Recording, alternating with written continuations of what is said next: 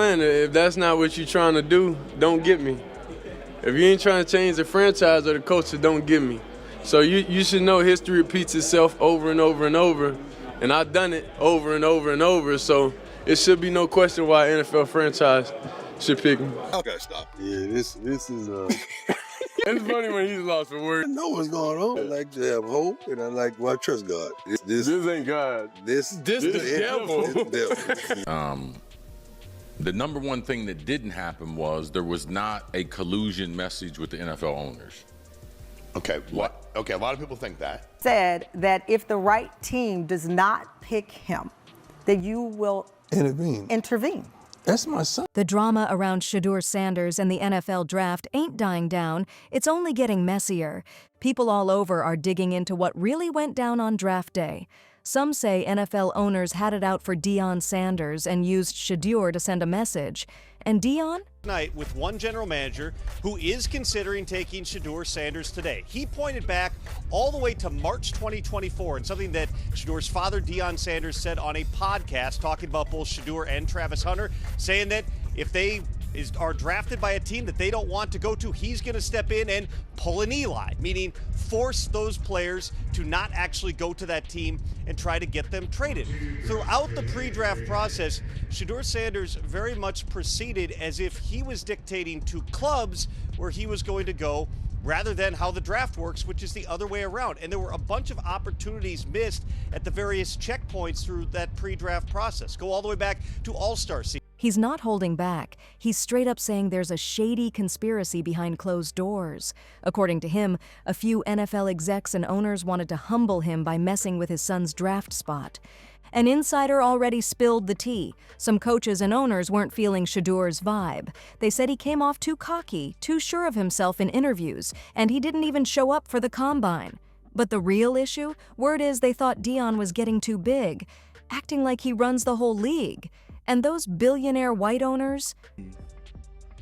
That all 32 NFL team owners and their executives and NFL Commissioner Roger Goodell, I believe they all came together in a KK Ku Klux Klan type of clandestine meeting, and they decided, allegedly, I believe, that they were going to embarrass, humiliate, and sabotage both Deion Sanders and his son, Shedeur Sanders, on draft day. They weren't having it. Let's not ignore the facts. All 32 NFL teams are run by majority owners, and 31 of them are white. The only exception is Shahid Khan, the Pakistani-American owner of the Jaguars. Fans and analysts are now saying that's the real reason Shedeur slid in the draft. This whole situation has folks saying it's a classic case. When black athletes speak up and show confidence, they get labeled as a problem, while white players get praised for the same thing. I don't feel like this happened, for no reason. All this is of course, fuel to the fire. And under no circumstance, we all know this shouldn't have happened. But we understand we're on the bigger and better thing. Some big voices, like Dr. Umar, are straight up saying this was a power move by NFL owners to embarrass both Deion and Shedeur Sanders and remind them who's really in charge. But not everybody's riding with the blackballed theory. NFL Hall of Famer Chris Carter clapped back, saying there was zero collusion going on. In fact, he called out Deion and Shedeur for making too much noise off the field and trying to play a game they couldn't win. Fans, though? They're totally split. Some are calling it for what it looks like, racism. They're pointing out how white players with even worse attitudes still get drafted high and handed opportunities like it's nothing. But others are saying Deion set himself and his son up for this mess. He was out here talking reckless, firing shots at the league, and running Colorado like it was the NFL itself. So now folks are saying, you want to act like you're the boss? Cool. But don't act shocked when the league checks your son. Hey, it's good to see you, man. Hey, now that the dust has settled, are you happy with how things turned out? God bless you, man. You know how good God is? I know, God is good. You know how good God is? You happy, man? God is so good. Hey, do you forgive the prankster? God is so good, man. Okay, man. Thanks very much, buddy. We need hard knocks, bro. We need hard knocks. So now the big question is, Was Shedeur really blackballed, or did Deion's loud moves backfire big time and hurt his son's draft stock? And how did Deion explain that brutal draft day slide for Shedeur? Let's get into it. Things got real emotional at the Sanders house during the NFL draft, and Deion wasn't hiding a thing. Primetime was just posted up on the couch in Texas, looking straight up stunned. When the Saints grabbed QB Tyler Show instead of Shedeur, all Deion could do was sit there shaking his head in disappointment. It hit hard. And it didn't stop with Show. 5 quarterbacks went ahead of Shedeur: Cam Ward, Jackson Dart, Jalen Milroe, Dylan Gabriel, and Tyler Show again. That's wild, especially since most draft experts had Shedeur ranked as the second-best quarterback on the board. Then came the real curveball. The Browns, who'd been acting real interested in Shedeur, played him hard. Or already had, because of his size, because of his lack of arm strength, because of his lack of mobility, already had a pool that was smaller than other guys like Jackson Dart, Cam Ward, Tyler Shuck, Jalen Milroe. He already had this shrunk pool, okay? But then he went and turned off some teams with his attitude. And then I told you recently, there's I have been told by 2 different sources that the back and forth with an install package with the New York Giants and Brian Daboll, so it did not go smoothly. And I don't need to give any more details. So now that's a third organization that I'm aware of. I don't know. Everyone thought they might grab him early, but in round 3, they swerved again and picked Dylan Gabriel instead. That shocked everybody because Cleveland had been on him heavy. They interviewed him at the Combine, showed up at his pro day, and even flew him out for a private dinner. That's not casual, that's thirsty. But round after round, Shedeur kept slipping. And Deion? He was just sitting there, silent. No words, just pain all over his face. Finally, in the 5th round, pick 144, the Browns did take Shedeur. But by then, they'd already passed on him 6 times. 6! And after all that hype, it felt like a slap in the face. To a lot of folks, this felt like straight-up disrespect. Like the Browns were basically saying, "We'll take you after we've checked out literally everybody else." Shedeur's draft slide had fans everywhere asking, what just happened?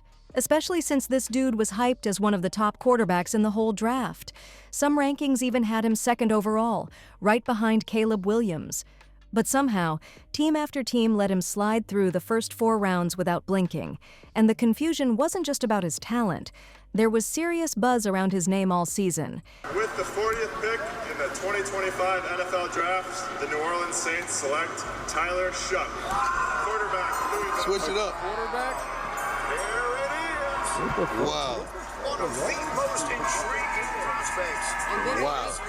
Will be 26 years old in September. He played parts of 7 seasons in college. Look at the reaction. You got the phone, but who got that number?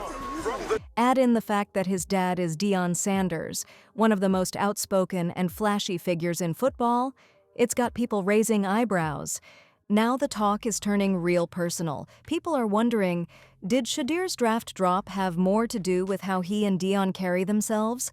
Word on the street is some NFL coaches and owners just weren't feeling their vibe.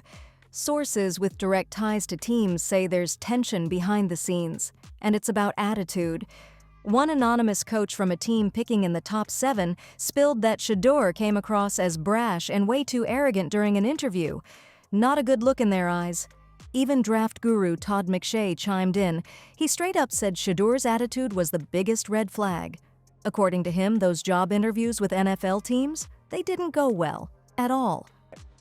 NFL Commissioner Roger Goodell, I believe, allegedly, was also involved on this scandal to embarrass, humiliate, and sabotage both Deion Sanders and his son Shedeur. Now on the flip side, some folks are pointing fingers right back at Deion and his crew. NFL reporter Tom Arrow hinted that Shedeur's draft slide was actually their own doing, claiming Deion and his handlers were acting like they could pick and choose which team Shedeur would play for, like they were calling the shots before even getting drafted. But Deion ain't having that. He's reportedly telling people behind the scenes that this wasn't some misstep, it was a full-blown conspiracy. Sources say Deion's been talking to his inner circle, claiming that NFL owners straight up teamed up to humble Shedeur because they couldn't stand the idea of a father-son duo stepping in and shaking up the league. According to Deion, the owners weren't just worried about Shedeur's skills. What had them pressed was the confidence, the bold, unapologetic attitude that both he and his son walk in with. That energy? It rubbed the league the wrong way. And as if the draft wasn't already chaotic enough, Shedeur got hit with a prank right in the middle of it all. Happy, man? God is so good. Hey, do you forgive the prank Snub? God is so good, man. Okay, man. Thanks very much, buddy. We need hard knocks, bro. We need hard knocks. He picked up a call that seemed to be from Saints GM Mickey Loomis, saying they were about to draft him. But it was fake. The whole thing was pulled off by Jax Albrecht, son of Falcons defensive coordinator Jeff Albrecht. Jax, who's 21, faked the whole thing, told Shedeur to get ready, then said he'd have to wait. After the call, Shedeur looked confused but kept it cool. Still, getting pranked like that on one of the biggest days of your life? That's cold. When TMZ caught Deion at the airport, he kept it cool, real smooth, like none of this draft chaos was getting to him. But behind the scenes, totally different story, people close to the Sanders family are saying Deion is heated. Word is he's been venting hard in private, telling folks that this whole thing wasn't just bad luck or a timing issue. He's convinced it was sabotage, plain and simple. According to those close to him, Deion believes NFL owners came together on purpose to block Shedeur's rise, not just to hurt his son, but to send him a message, a warning, something like, "Stay in your lane. We run this." The message: no matter how talented you are or how loud you talk, if you don't follow the unspoken rules of the league, they'll make sure you pay. But not everyone's feeling the conspiracy vibes. More and more fans are starting to say, maybe this isn't about collusion at all. Maybe it's just about accountability. One major red flag: Deion's constant talk about how his sons were going to bring him into the league as their head coach. That alone had NFL execs raising eyebrows. For a lot of teams, this whole dad as coach, son as quarterback combo sounds more like a drama-filled reality show than a football strategy. And word is, neither Deion nor Shedeur seemed too open to criticism. And that's a problem in any locker room. Teams don't want a packaged deal with built-in ego and no room for pushback. That's not just risky, that's a ticking time bomb for team chemistry. But then again, some fans are asking the real tough question. What if it had nothing to do with bias or sabotage? What if NFL scouts just didn't see Shedeur as the right fit? At the end of the day, this is the league. If a player's really a can't-miss superstar, teams will overlook a lot. So maybe, just maybe, it wasn't all about race or control. Maybe the truth is simple. NFL teams just saw a player who still needs to grow, both on the field and off it. But what do you think? Is Deion actually right? Was this a calculated move by powerful NFL owners to put the Sanders family in check? Is Shedeur being unfairly punished just for being confident and having a famous dad? Or is this what happens when the hype doesn't quite match up to reality? Could Deion actually be doing more harm than good to his son's career? Drop your thoughts in the comments. We want to hear it all. Don't forget to like, subscribe, share with your crew, and smash that notification bell so you don't miss the next hot take. Catch you in the next one.